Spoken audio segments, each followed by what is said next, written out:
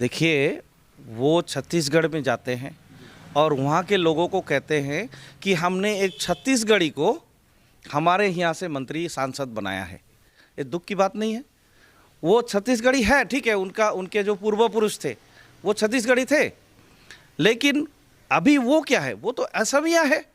उनको बोलना चाहिए था एक असमिया जिनका पूर्व पुरुष छत्तीसगढ़ से बिलोंग करते थे, उनको हम लोगों ने सांसद बनाया, लेकिन उन्होंने बोल दिया एक छत्तीसगढ़ी को हमने सांसद बनाया। ये दुख की बात नहीं है। आज भी उनके दिल से वो असमिया है बोल के मानने के लिए तैयार नहीं है। पब्लिक में एक चर्चा है कि मनोज धनवार भी आने वाले जो निर्वाचन है एक कैंडिडेट हो सकते हैं आम आदमी पार्टी के, तो इस पर आप क्या कहेंगे? यहाँ से जो प्रतिनिधि चुने हैं लोगों ने, उसके प्रति बीजेपी का ही विश्वास नहीं है, इसलिए बाहर से प्रतिनिधि भेजने की ज़रूरत है अभी कि ये लोग काम नहीं कर रहे, आप लोग जाके कुछ करके आइए।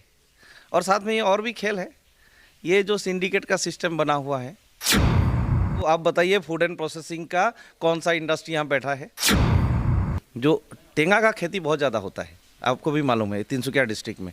लेकिन ये टेंगा खेती को हम लोग कैसे प्रिजर्वेशन कर सकते हैं, उसका कैसे उसको प्रिजर्व करके बाहर लेके बेचा जाए, इस बारे में तो हम लोग फूड प्रोसेसिंग मिनिस्ट्री के तरफ से पूरा साइलेंट दिखा है, कुछ करते हुए आज तक नहीं देखा।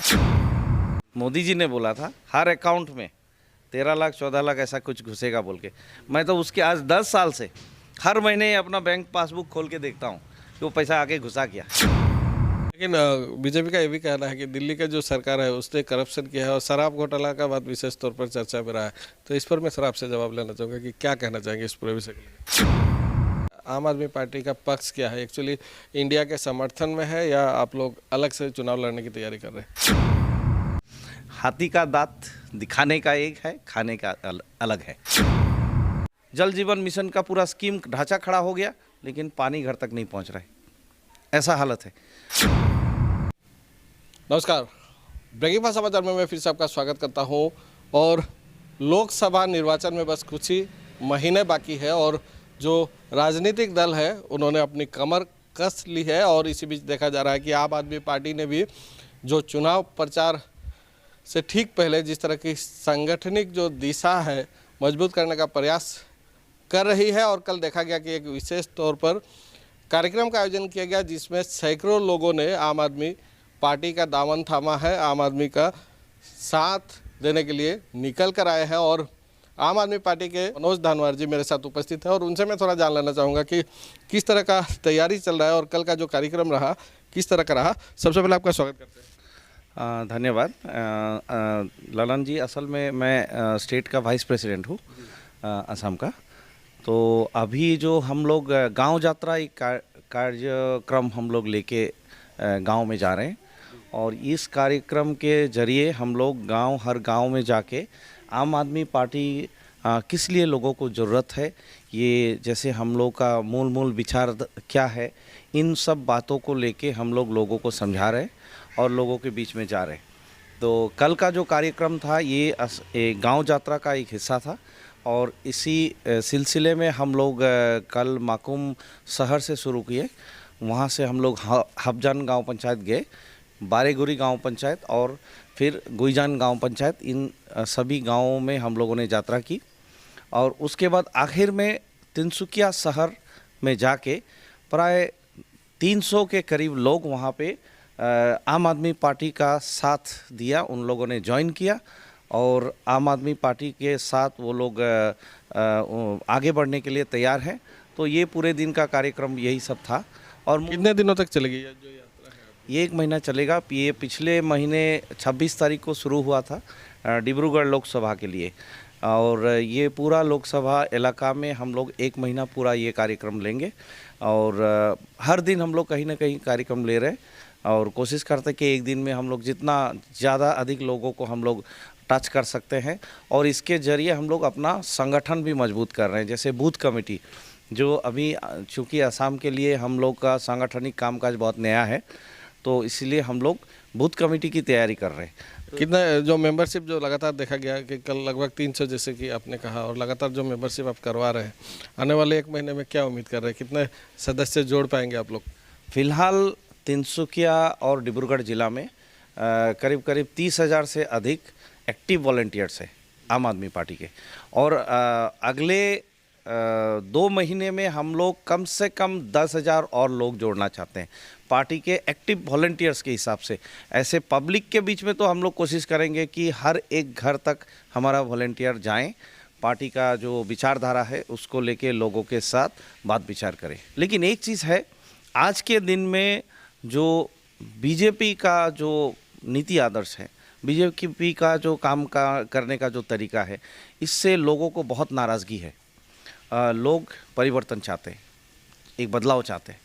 तो इस बदलाव में हो सकता है लोकसभा एक बहुत बड़ा पड़ाव हो, और इस पड़ाव में लोग कोशिश ज़रूर करेंगे कि इस बीजेपी का बदली किया जाए। और उस नाते अगर रामेश्वर तेली जी बीजेपी का कैंडिडेट होते हैं तो निश्चित रूप से लोग उनको बदली करने के लिए प्रयास जरूर करेंगे। बीजेपी का कहना है, जो केंद्र के जो लोग रहते हैं, जो केंद्र के नेतृत्व है, उनका कहना है कि हम हमेशा असम जैसे राज्य में अपना हर महीना प्रतिनिधि भेजते हैं कि वहाँ का समस्याओं का जो सूझबूझ है ले। यहाँ से जो प्रतिनिधि चुने हैं लोगों ने, उसके प्रति बीजेपी का ही विश्वास नहीं है, इसलिए बाहर से प्रतिनिधि भेजने की ज़रूरत है अभी कि ये लोग काम नहीं कर रहे, आप लोग जाके कुछ करके आइए। और साथ में ये और भी खेल है, ये जो सिंडिकेट का सिस्टम बना हुआ है ये हम सभी को मालूम है। इसमें बहुत सारे हमारे यहाँ पे जो प्राइसिंग है, जो अगर आप बाहर जाएंगे, कोई दिल्ली में जाइए, जो चीज़ आपको 100 रुपया में मिलता है यहाँ पे 200 रुपया में मिलेगा। तो एक सिंडिकेट राज कहीं ना कहीं चल रहा है। असम में जो सांसद है, विशेष तौर पर असम के जो सांसद है, वो कितने सटीक उन्होंने यहाँ की समस्याएं जो है केंद्रीय मंत्रिमंडल में उठाई है, या जो केंद्र सरकार को कितना अवगत किया है आपको लगता है, या कितनी आवश्यकता थी यहाँ की समस्याओं को वहाँ उजागर करने की? नहीं, बहुत आवश्यकताएं थी। लोगों ने बीजेपी को एक विकल्प के हिसाब से 10 साल पहले वोट दिया था और विकल्प के हिसाब से खड़ा किया था। लेकिन विकल्प में क्या दिया है? क्या नदी बांध का जो समस्याएं हैं, इन समस्याओं को किसी सांसद ने पार्लियामेंट में उत्थापन किया है? नहीं किया है। आप अगर जाएंगे देखेंगे कि ये एक बहुत पिछड़ा राज्य है। अगर हम लोग इंडस्ट्री के तरफ से देखेंगे, बहुत पिछड़ा है, अभी भी बहुत पिछड़ा हुआ है। हालांकि हिमंतो बिस्वा शर्मा डांगोरिया बार बार बोलते हैं कि बहुत इंडिया का जो टॉप 10 स्टेट के भीतर लेके आएंगे, लेकिन टॉप नीचे से हो रहा है, ये अभी हालत है। तो इसको लेके, इस इंडस्ट्रियलाइजेशन को लेके, औद्योगिकरण को लेके किसने पार्लियामेंट में बोला है? कहीं नहीं बोला है। जो अभी वर्तमान सांसद की बात करें, अगर रामेश्वर तेली जी की बात करें, वो टी गार्डन कम्युनिटी से है और या आदिवासी कम्युनिटी से है। तो इस कम्युनिटी को लेके उन्होंने कितना रेस किया है कि वहाँ पे इनका जो आज मजूरी है, जो 351 रुपया देंगे बोल के स्वयं प्रधानमंत्री जी आके घोषणा करके जाने के बाद अभी चुप है। लेकिन फूड एंड प्रोसेसिंग मिनिस्टर उन्हें दिया है। तो आप बताइए, फूड एंड प्रोसेसिंग का कौन सा इंडस्ट्री यहाँ बैठा है? यहाँ पे जो हम लोग जो टेंगा बोलते हैं, हिंदी में क्या बोलते हैं नहीं मालूम, जो टेंगा का खेती बहुत ज़्यादा होता है, आपको भी मालूम है, तिनसुकिया डिस्ट्रिक्ट में। लेकिन ये टेंगा खेती को हम लोग कैसे प्रिजर्वेशन कर सकते हैं, उसका कैसे उसको प्रिजर्व करके बाहर लेके बेचा जाए, इस बारे में तो हम लोग फूड प्रोसेसिंग मिनिस्ट्री के तरफ से पूरा साइलेंट दिखा है, कुछ करते हुए आज तक नहीं देखा। जबकि इन लोगों को मालूम है कि ये जो डिस्ट्रिक्ट, तिनसुकिया डिब्रूगढ़ डिस्ट्रिक्ट टेंगा खेती के लिए बहुत फेमस है। यहाँ आपका संतरा होता है, यहाँ आपका नींबू खेती होता है, और इस तरह से आप जाएंगे कोई भी टेंगा खेती ले लीजिए, अच्छा होता है यहाँ पे। लेकिन इसको फूड प्रोसेसिंग के जरिए क्या हुआ है? इसको फूड प्रोसेसिंग यूनिट बैठाना चाहिए था, कोल्ड स्टोरेज यूनिट बैठाना चाहिए था, और इनको हो सकता है कि इसका जो ये दो इसका लिक्विड रूप में लेके हम लोग बाहर भेज के इसको कैसे बेचा जाए, प्लानिंग सरकार कर सकती थी, लेकिन ऐसा हुआ नहीं। तो कैसे बोलेंगे आपने इस डिपार्टमेंट ने काम किया है ये 2 डिस्ट्रिक्ट में? ऐसा हमको तो नहीं दिख रहा है। अच्छा, एक चीज़, जब बीजेपी भी सरकार गठन पहली बार जब उन्होंने किया था तो काला धन का विशेष तौर पर बात कहा गया था, और जो विदेश में स्विस बैंक में जो काले धन जमा होंगे लाए जाएंगे, और लाए तो गए नहीं। आम आदमी पार्टी भी इस तरह के मुद्दे जरूर उठा रही है करप्शन के खिलाफ, लेकिन आम आदमी पार्टी पर कैसे उम्मीद किया जा सकता है कि आप काला धन के खिलाफ कार्रवाई करेंगे या इस तरह का व्यवस्था लेंगे? जी, एक चीज़ देखिए, हम नहीं बोल रहे। आज 10 साल पहले जो बीजेपी ने बोला था, मोदी जी ने बोला था, हर अकाउंट में 13 लाख 14 लाख ऐसा कुछ घुसेगा बोल के। मैं तो उसके आज 10 साल से हर महीने अपना बैंक पासबुक खोल के देखता हूँ कि वो पैसा आगे घुसा क्या। और देखते देखते अभी तो मैं वो पासबुक देखना ही बंद कर दिया कि वो पैसा घुसेगा नहीं, मैं समझ में आ गया मुझे। तो ऐसे लोगों को ठगा गया है। लेकिन आम आदमी पार्टी तो हम लोग तो ऐसा नहीं बोल रहे कि काला धन को हम लोग लाएंगे और हर अकाउंट में 10 लाख 15 लाख रुपया घुसा देंगे। हम लोग तो ऐसा नहीं बोल रहे। हम लोग क्या बोल रहे हैं? हम लोग बोल रहे हैं कि दुर्नीति करप्शन को ख़त्म करेंगे। अभी जितना सरकार के घर में जो पैसा जमा हो रहा है, ये करप्शन की वजह से लोगों तक नहीं पहुंच रहा है। हम लोग इस सिर्फ बोल रहे हैं कि इस करप्शन को ख़त्म करेंगे। हम नहीं बोल रहे काला धन इतना है उसको लेके आएंगे और आपके अकाउंट में डाल देंगे, ऐसा तो नहीं बोल रहे हैं। लेकिन हम लोग बोल रहे हैं कि करप्शन को रोका जा सकता है। जैसे दिल्ली में हुआ है, सरप्लस बजट है। पूरे भारतवर्ष में कोई भी स्टेट में सरप्लस बजट नहीं हो रहा है, लेकिन दिल्ली में हो रहा है। करप्शन रोकने की वजह से हो रहा है। लेकिन बीजेपी का ये भी कहना है कि दिल्ली का जो सरकार है उसने करप्शन किया है और शराब घोटाला का बात विशेष तौर पर चर्चा में रहा है।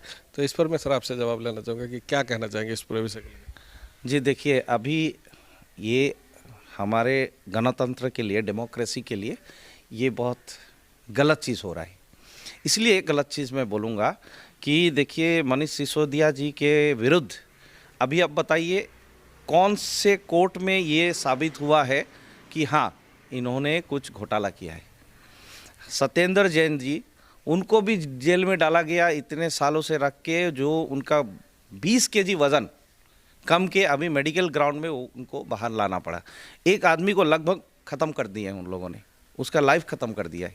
तो ये मैं समझता हूँ ये डेमोक्रेसी के लिए अच्छी बात नहीं है। मतलब क्या आपके हिसाब से षड्यंत्र किया जा रहा है? बिल्कुल। अभी देखिए, आप इंटरोगेशन के लिए कुछ समय तक किसी को कस्टडी में रख सकते हैं, लेकिन बियॉन्ड इंटरोगेशन ऐसा तो नहीं है कि सालों साल आप इंटरोगेशन करेंगे किसी का और आपका कोई नतीजा निकल के नहीं आएगा। अगर आप सालों साल इंटरोगेशन कर रहे हैं, इसका मतलब है आपका तंत्र फेल है। इसीलिए सिसोदिया जी को निकाल नहीं रहे। अभी संजय सिंह जी को भी अंदर डाल दिया है। संजय सिंह जी को भी अंदर डाला है, उनका भी निकल के आने का मुझे कोई रास्ता नहीं दिख रहा है। लेकिन ऐसा क्यों हो रहा है? ये लोगों को समझना पड़ेगा। ये आम आदमी पार्टी का नेता बोल के नहीं है, ये बीजेपी वर्सेस आम आदमी भी नहीं है। ये गणतंत्र के खिलाफ एक बहुत बड़ा साजिश है। आज अगर उनको कर रहा है, कल आपको करेंगे, परसों मुझे करेंगे। हम कोई भी इस तंत्र का शिकार हो सकते हैं। इसलिए गणतंत्र को बचाने के लिए ऐसे जो सिस्टम इन लोगों ने हाथ में लिया है, इसको रोकना है। अच्छा, इंडिया का जो चर्चा है आने वाले निर्वाचन में, इंडिया का अलायंस बीजेपी को टक्कर देने के लिए जो तैयारी कर रहा है, इस पर मैं जान लेना चाहूँगा कि आम आदमी पार्टी का पक्ष क्या है? एक्चुअली इंडिया के समर्थन में है या आप लोग अलग से चुनाव लड़ने की तैयारी कर रहे हैं? नहीं, हम लोग बिल्कुल इंडिया के समर्थन में है। अभी देश भर में जो इंडिया अलायंस का गठन हुआ है, उसमें आम आदमी पार्टी भी हिस्सेदारी में है। और असम में जो विरोधी ऐक्य मंच बल के जो मंच तैयार हुआ है, जो कि इंडिया अलायंस का एक हिस्सा नहीं है, लेकिन सभी विरोधी जो दल है मिल के जो मंच तैयार किया है, उसमें भी आम आदमी पार्टी शामिल है। कौन कौन से दल हैं इसमें मुख्यतः? 15 पॉलिटिकल पार्टीज़ जो है असम के आंचलिक दल उसमें है। जैसे कांग्रेस तो है ही, और साथ में आम आदमी पार्टी है, CPI है, CPIML है, और साथ में है आपका राइजोर दल, जातीय परिषद। और इन सभी को लेके 15 दल, कुछ दल कार्बी आंगलोंग से भी बिलोंग करते हैं। तो ऐसे आंचलिक दलों को भी लेके एक साथ चलने का एक रास्ता लिया गया है। तो उम्मीद करते हैं इससे एक सही तरीका निकल के आएगा। वोट विभाजन भी हो रहा है, सब अलग अलग खेल रहे, ये भी ना हो। और साथ में जो सही कैंडिडेट है, जो भी पॉलिटिकल पार्टी का हो, सही कैंडिडेट है जो लोगों को पसंद है और जिनको वोट करेंगे, वैसे कैंडिडेट वैसे पार्टी को आगे बढ़ाएंगे इंडिया अलायंस बोल के मुझे उम्मीद है। अच्छा, एक चीज़ जानना चाहूँगा कि चाय बागानों में विशेष तौर पर बीजेपी का दावा है, काफ़ी उन्होंने प्रगति है, जो चाय बागानों का काफ़ी प्रगति हुआ है उनके सरकार में। देखिए, एक कहावत है कि हाथी का दांत दिखाने का अलग और खाने का अलग। तो इसमें अभी बात ऐसा है, तो आप जब बागान में जाएंगे आपको दिखाया जाएगा ये रास्ता हम लोगों ने बनाया है। वो रास्ता जिस इलाका से होके जाएगा ना, उसके दोनों तरफ आप घर देखेंगे, और उन श्रमिक लोगों से अगर आप बात करेंगे, उनको पूछेंगे इस घर का आपको माटी का पट्टा है कि नहीं। एक पूरे आसाम में 850 बड़ा बागान है, करीब 1000 बड़ा बागान है जो रजिस्टर्ड है। पूरे 1000 चाय बागानों में जो लाखों श्रमिक काम करते हैं, ATPPF के मुताबिक आपका 10 लाख से ज़्यादा पूरे असम में रजिस्टर्ड टी वर्कर्स हैं। इनको कोई माटी का पट्टा आज तक नहीं मिला है। आप अब जेल में जाएंगे, आप देखेंगे कि बहुत सारे टी गार्डन के लोग या आदिवासी लोग जेल में सड़ रहे हैं। ये इसका एक मूल कारण ये है कि इनको माटी का पट्टा नहीं मिल रहा, इसलिए इनको बेलर नहीं मिलता है। तो सरकार इसके बारे में कब सोचेगी? हालांकि इलेक्शन के टाइम पे 10 साल पहले तो बोला गया था कि माटी का पट्टा देंगे बोल के, तो आज तक इनको माटी का पट्टा नहीं मिला है। अब जाइए 350 रुपया का इन लोगों ने ढोल पीट के लोगों का वोट इन्होंने लिया है।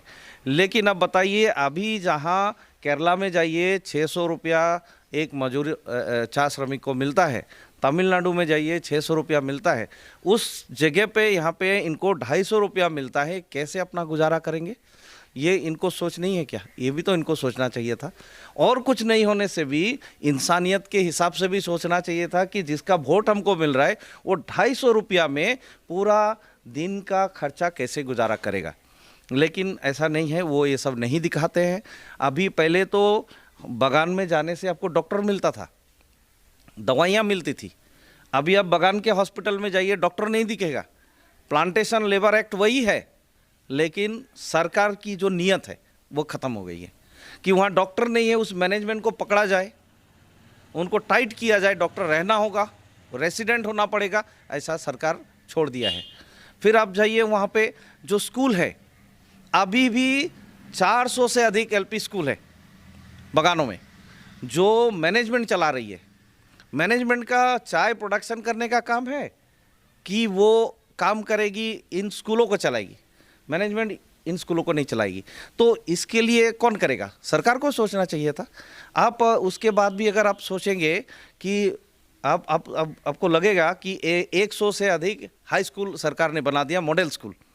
आप जाइए ना बागान के मॉडल स्कूल में, देखिए क्या मॉडल है। वो एक बिल्डिंग है, वहाँ कोई मॉडल नहीं दिखेगा आपको। अगर मॉडल होता तो उसके साथ एक प्लेग्राउंड होता ज़रूर, उसके साथ एक लाइब्रेरी ज़रूर होती वहाँ पे, उसके साथ एक कंप्यूटर लैब ज़रूर होता वहाँ पे, और जितने टीचर्स की ज़रूरत है अलग से उनका अपॉइंटमेंट करके सरकार वहाँ पे उनको चलाने के लिए देती। लेकिन वो मॉडल स्कूल सिर्फ बिल्डिंग को दिखाने का नाम था, लेकिन वहाँ पे आप कोई मॉडल के हिसाब से आपको कुछ नहीं दिखेगा। क्या सरकार को ये नज़र नहीं आती है? वो एक रास्ता बनाया है, जो इसका रास्ते का किस लिए बनाया वो आपको भी मालूम है, हमको भी मालूम है, हम सबको मालूम है। उस कारण से जो छोटा सा एक रास्ता बना के दिखा रहा है, लेकिन जो मूल समस्या है इसके प्रति सरकार का कोई नज़र नहीं है। देखिए, वो छत्तीसगढ़ में जाते हैं और वहाँ के लोगों को कहते हैं कि हमने एक छत्तीसगढ़ी को हमारे यहाँ से मंत्री सांसद बनाया है। वो ये भी कहते हैं, यहाँ पे आके बोलेंगे चाय जनगोष्ठी के लोगों को, वहाँ पे जाके बोल रहे हैं आपके एक छत्तीसगढ़ी के लोग को हम लोगों ने मंत्री सांसद बनाया बोल के। लेकिन आज 200 साल हो गया है, 200 से अधिक साल होगा, चाय जनगोष्ठी या आदिवासी जो भी बोलेंगे आप, ये लोग असम में आके रह के काम करके अभी तक अगर CM जी के मुंह से ये निकलता है कि एक असमिस है, वो असमिया है, ये उसके मुंह से नहीं निकल रहा है, उनके मुंह से क्या निकल रहा है? एक छत्तीसगढ़ी है बोल के। ये दुख की बात नहीं है? वो छत्तीसगढ़ी है, ठीक है, उनके जो पूर्व पुरुष थे वो छत्तीसगढ़ी थे, लेकिन अभी वो क्या है? वो तो असमिया है। उनको बोलना चाहिए था एक असमिया जिनका पूर्व पुरुष छत्तीसगढ़ से बिलोंग करते थे, उनको हम लोगों ने सांसद बनाया, लेकिन उन्होंने बोल दिया एक छत्तीसगढ़ी को हमने सांसद बनाया। ये दुख की बात नहीं है? आज भी उनके दिल से वो असमिया है बोल के मानने के लिए तैयार नहीं है, तो ये दुख की बात है। अच्छा, और एक चीज़ मैं जान लेना चाहूँगा, क्योंकि गठबंधन की जो है, गठबंधन की बात चल रही है, इंडिया अलायंस की बात चल रही है, जो भी अपने लोकल जो दल है, आंचलिक दलों का जो अपने विलय हुआ है, या एक साथ मिलकर आप लोग निर्वाचन खेलेंगे। लेकिन सबसे बड़ा तो मुद्दा यह रहेगा कि एक्चुअली टिकट किसको दिया जाएगा, क्योंकि ये तो बहुत बड़ा इशू रहने वाला है। तो आम आदमी पार्टी का क्या सोच है, आपका कैंडिडेट कौन रहेगा? देखिए, ये तो है यूनाइटेड अपोजिशन फोरम या फिर इंडिया अलायंस, इनको तय करना है। उसमें आम आदमी पार्टी एक हिस्सेदारी में निभा रही है। इसमें अभी देखिए, ये तो मेरे बस की बात नहीं है कि आपको बोल दूं। हम लोगों ने आनुष्ठानिक तरीके से 5 सीट असम में हम लोगों ने डिमांड किया है।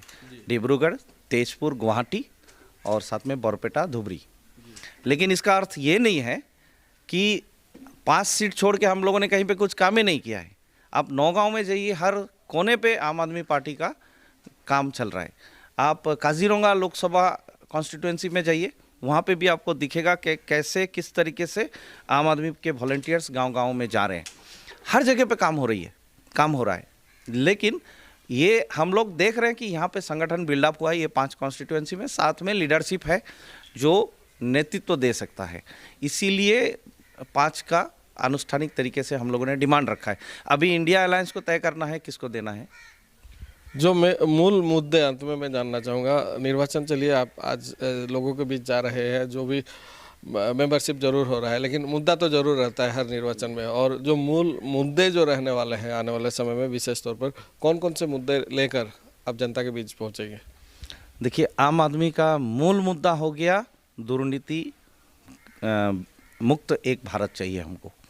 ये समाज में दुर्नीति खत्म होना चाहिए, ये सबसे बड़ा मुद्दा है। अभी आप पंचायत में जाइए, कोई भी गांव पंचायत में जाइए, जो 10 वार्ड मेंबर जीत के आए हैं, ज़्यादातर आपको दिखेगा वो 10 में से ज़्यादातर वार्ड मेंबर क्या है, वो लोग ठेकेदार बन गए हैं।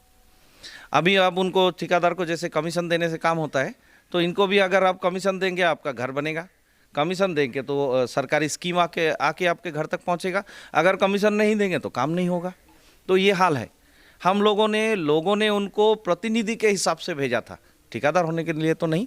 ये करप्शन है, सबसे बड़ा हमारा मुद्दा यही है। करप्शन के अगेंस्ट में हम लोग ये फाइट जारी रखेंगे। उसके बाद देखिए, एक समाज को उन्नत करने के लिए स्वास्थ्य व्यवस्था जो है और साथ में शिक्षा का जो व्यवस्था है, इसको दुरुस्त करना है। कोई भी आप डेवलप कंट्री में जाइए, आपको दिखेगा ये 2 बिल्कुल फ्री मुफ्त मिलता है।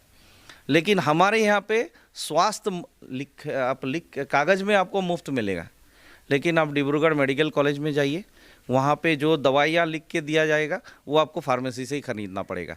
अगर वहाँ पेशेंट एडमिट होता है तो उसके ऊपर भी बहुत सारा खर्चा आपके ऊपर थोप दिया जाता है। लेकिन आप उसके विपरीत अगर दिल्ली में जाएंगे, 30 लाख रुपया तक का एक पेशेंट के ऊपर खर्चा सरकार वहन करती है। तो ये असम में क्यों नहीं हो सकता है? यहाँ पे भी हम लोग कर सकते हैं। सरकार की नीयत नहीं है इसको करने की। उसके बाद शिक्षा के लिए आप देखेंगे, अगर दिल्ली का स्कूल मॉडल पूरा अमेरिका से लोग आके देखते हैं, वहाँ के प्रेसिडेंट उनको प्रशंसा करने के लिए मजबूर हो जाते हैं, तो भारतवर्ष में हम लोग उसको मॉडल के हिसाब से क्यों नहीं ले सकते? इसमें आम आदमी का मॉडल नहीं है ना, वो दिल्ली का मॉडल है, दिल्ली सरकार का मॉडल है। तो हर राज्य इसको अपना सकता है, तो असम में भी तो हम लोग ला सकते हैं। अगर वहाँ पे कंपटीशन सरकारी स्कूल से बेहतर, प्राइवेट स्कूल से सरकारी स्कूल बेहतर है वहाँ पे, तो ये हम लोग असम में क्यों नहीं कर सकते? हम लोग असम में भी कर सकते हैं। तो ये सब मूल मुद्दा होगा जिसके ऊपर हम लोग लोगों के बीच में जाएंगे। और अपना एक चीज़ काफ़ी चर्चा में देखा गया था, और जो गायक है जुबिन गर्ग, उनकी पत्नी ने भी ट्वीट किया था, इलेक्ट्रिसिटी बिल का मुद्दा। और आप लोग दावा करते हैं दिल्ली में कि मुफ्त में इलेक्ट्रिसिटी कुछ यूनिट तक आप देते हैं, लेकिन असम में यह जो मुद्दा है विपरीत है, गरमाया हुआ है कि मन मर्जी यहाँ बिल लिया जा रहा है और लोगों को ठगा जा रहा है, इस तरह का भी आरोप लग रहा है। तो इस पर आप क्या कहेंगे? जी बिल्कुल सही बात है, बिल्कुल सही बात है। उन्होंने सही मुद्दा उठाया है और ये आम आदमी का एक बहुत बड़ा मुद्दा है।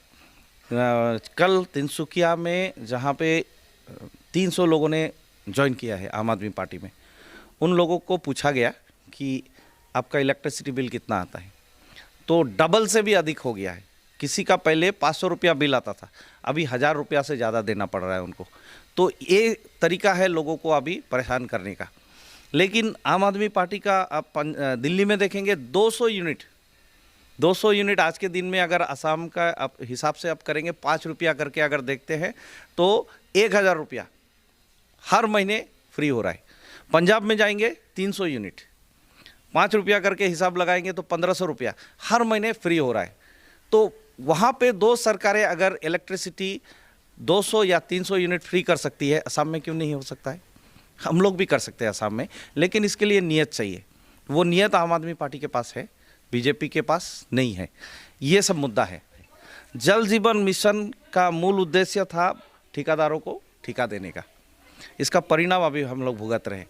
जो लो क्वालिटी माल उसमें व्यवहार किया गया है, कई महीने हो गए, कई साल हो गए, जल जीवन मिशन का पूरा स्कीम ढांचा खड़ा हो गया, लेकिन पानी घर तक नहीं पहुंच रहा है, ऐसा हालत है। अब हबजन पंचायत में आज 6-7 महीने पहले आपको याद होगा, डिगबोई का जो विधायक है उसके वहाँ पे इनॉग्रेशन करने के लिए कोई प्रोजेक्ट इनॉग्रेशन करने के लिए गए थे। उसी समय लोग निकल के आए प्रोटेस्ट करने के लिए। 1 साल हो गया जल जीवन मिशन का उसका फीता काटते हुए, लेकिन 1 साल से किसी के घर में पानी नहीं पहुंचा। क्या जल जीवन मिशन का यही उद्देश्य था कि सिर्फ टंकी को खड़ा करना है और बाकी घरों में पानी जाए ना जाए उनका कोई मतलब नहीं है? तो ऐसा तो हम लोग कभी समर्थन नहीं करेंगे। तो जल जीवन मिशन गलत नहीं था, लेकिन नियत गलत है। जिस नियत से वो लोग काम कर रहे, ठेका देना उनका नियत था, तो इसीलिए ठेका ख़त्म हो गया, काम भी ख़त्म हो गया। लेकिन लोगों के घर तक पानी पहुंचाने का उनका नियत नहीं था, इसलिए नहीं कर रहे। अभी वो लोग क्या कर रहे, 50 रुपया 100 रुपया करके वो कलेक्शन के नाम से शुरू हो गया है। तो हर घर से जो 50 रुपया 100 रुपया देगा उसके घर में पानी पहुंचेगा। तो ये अभी हाल है। अंत में एक चीज़ मैं सिर्फ आपसे आपकी प्रतिक्रिया लेना चाहूँगा। यह चीज़ मैंने भी एक जो है टाइमलाइन पर लिखा था, दुलियाजान जो समष्टि है और दुलियाजान विशेष तौर पर जो शहर है, आज डिगबोई एक जो है नगर पालिका है, माकोम में नगर पालिका है, ऐसे स्थानों पर नगर पालिका है, लेकिन दुलियाजान समष्टि का जो मूल जो दुलियाजान शहर जो है, आज तक नगर पालिका वहाँ गठन नहीं किया गया, अभी भी गाँव पंचायत है। तो आपको क्या लगता है एक्चुअली गाँव पंचायत इसे क्यों रखा गया है? अगर नगर पालिका अगर इसे रखना चाहिए तो क्यों रखना चाहिए? थोड़ा मैं इस बारे में आपकी टिप्पणी लेना चाहूँगा। देखिए, एक चीज़ तो ये है कि उसका दुलियाजान जो गांव पंचायत है, ये तो बहुत बड़ा गांव पंचायत है। यहाँ डिब्रूगढ़ डिस्ट्रिक्ट के ये सबसे वोटर के हिसाब से सबसे बड़ा गांव पंचायत है। 25-30 हज़ार वोटर से वहाँ पे। तो ये एक शहर से भी, अगर आप डिगबोई का जो पॉपुलेशन देखेंगे, जो वोटर्स है, उससे भी वहाँ का एक पंचायत का वोटर उससे ज़्यादा है। तो कोई कारण नहीं बनता है कि उसको क्यों टाउन कमेटी या म्यूनिसिपैलिटी डिक्लेयर किया ना जाए। लेकिन ये किस उद्देश्य से इसका डिक्लेरेशन रोका गया है, ये तो हम नहीं समझ पाएंगे। लेकिन एक चीज़ है, हम लोग सही मायने में अगर वहाँ पे उन्नयन चाहते हैं तो म्यूनिसिपैलिटी होना पड़ेगा, क्योंकि म्यूनिसिपैलिटी जब होगा तभी वहाँ पे सरकारी फंड, बहुत सारे स्कीम्स के अंडर में कुछ फंड वहाँ पे पहुँचे, फंड उनको मिलेगा, वो डेवलपमेंट होगा, रास्ता और अच्छा बनेगा, नाला बन सकता है अच्छा, और बहुत सारा डेवलपमेंट जो है सिर्फ म्यूनिसिपैलिटी डिक्लेरेशन के बाद ही हो सकता है। तो मैं समझता हूँ ये होना चाहिए था। मतलब क्या लगता है, एक दुर्भाग्यपूर्ण है यह जो पूरा विषय? बिल्कुल बहुत दुर्भाग्यपूर्ण विषय है, और किस लिए इसके बारे में किसी का आज तक नज़र नहीं आया है, ये सोचने वाली बात है। जी मनोज जी, अंत में मैसेज आपसे ले लेना चाहूँगा। काफ़ी समय आपने दिया, जो हमारे दर्शक हैं उनको मैसेज क्या देना चाहेंगे? जी मैं ये मैसेज देना चाहता हूँ कि हम लोग जैसे पॉलिटिकल फाइट है, तो पॉलिटिकल जैसे हम लोगों ने 10 साल पहले एक फ़ाइट लिया था, एक परिवर्तन के नाम से परिवर्तन हुआ, लेकिन इस 10 सालों में परिवर्तन जिस तरीके से हम लोगों ने सोचा था देश का होना चाहिए था, वो नहीं हुआ, उसका ठीक उल्टा हो गया। तो सही मायने में परिवर्तन होने के लिए हमको दुर्नीति मुक्त एक आंदोलन चलाना होगा। हम लोगों से यही अपील करेंगे कि जब हम लोग अगला वोट देने जाएंगे, इस दुर्नीति को जो ख़त्म कर सकता है, जो भी पार्टी या जो भी व्यक्ति ख़त्म कर सकता है, उसके प्रति हमको ध्यान देना है। तभी जाके हमारा ये जो सामाजिक व्यवस्था है, ये राजनीतिक व्यवस्था है, ये जो सरकारी तंत्र है, तभी जाके हम लोग सही मायने में इसका परिवर्तन कर सकते हैं। पब्लिक में एक चर्चा है कि मनोज धनवार भी आने वाले जो निर्वाचन है एक कैंडिडेट हो सकते हैं आम आदमी पार्टी के, तो इस पर आप क्या कहेंगे? जी मेरे हाथ में तो टिकट नहीं है, ये इंडिया अलायंस के हाथ में है। हमारे पार्टी के जो लीडरशिप है उनके हाथ में है। वो लोग अगर तय करते हैं और पार्टी के लिए, इंडिया अलायंस के लिए निश्चित रूप से अगर ये दायित्व देते हैं तो मैं ज़रूर काम करूँगा इस बारे में। जी आगे भी कोशिश करेंगे। काफ़ी समय दिया और काफ़ी मुद्दों पर हमने आपसे बातें की। आगे भी कोशिश करेंगे कि और थोड़ी जानकारी ले, और जो निर्वाचन का प्रचार रहेगा उस दौरान भी हम कोशिश करेंगे कि ज़्यादातर जो लोगों तक जो आपका प्रचार है पहुँचाए। फिलहाल जो आपने समय दिया, बहुत बहुत धन्यवाद। धन्यवाद।